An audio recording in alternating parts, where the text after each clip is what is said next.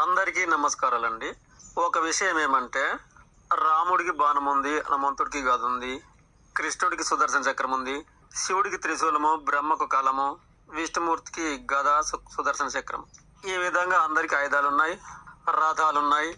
ఇక అటు ఆయుధాలు నిప్పులు జరుగుతాయని, గుట్టలనే పలకొడతాయని, రథాలేమో రెప్పపాటులోనే ఎంత వేగంగా ఉరుకుతాయని, ఈ విధంగా వారిని వీరులు సూర్యులుగా వినిపిస్తారు.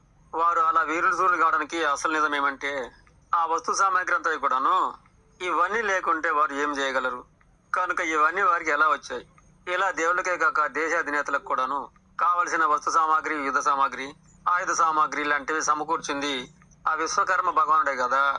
తన యొక్క కొడుకులు మను బ్రహ్మ, మయ బ్రహ్మ, త్వష్ట బ్రహ్మ, శిల్పి బ్రహ్మ, విశ్వబ్రహ్మ వీరి వల్లనే కదా అవన్నీ అందించగలిగింది. ఇక ఆ విశ్వకర్మ మరుగున వేసి ఇక ఏమో వారిచిన సామాగ్రి అంతా కూడాను వారుకుంటూ గొప్ప వీరులు సూర్యులని ప్రచారం చేసుకుంటారు.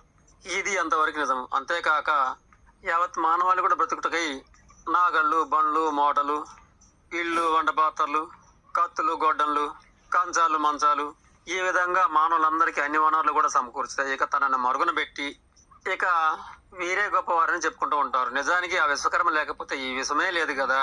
నిజానికి ఇదంతా కూడా వారి యొక్క త్యాగశక్యమే కదా. అయినా సరే ఆ విశ్వకర్మని ఎందుకు విస్మరిస్తున్నారు? నిజానికి వీరందరికీ కూడాను ఆ విశ్వకర్మ అందించిన యుద్ధ సామాగ్రి గాని, బ్రతుకు సామాగ్రి గాని తన వల్ల అన్న సంగతి తెలుసు కదా. అలాగే ఆ విశ్వకర్మ గారికి కూడాను ఇదంతా నేను ఇవ్వకపోతే వారు ఏమి చేయగలరు అని కూడా తనకు తెలుసు కదా. అలా ఓపిక ఉన్న తాను గొప్పోడా? అలా అతని ఆయుధాలు వాడుకొని వీరులము సూర్యులము అని చెప్పే వీరు గొప్పోళ్ళ? సరేలే, ఏది ఏమైనా నిజానికి ఈ విశ్వం అంతా కూడాను తాను నడిపిస్తేనే కదా నడిచేది.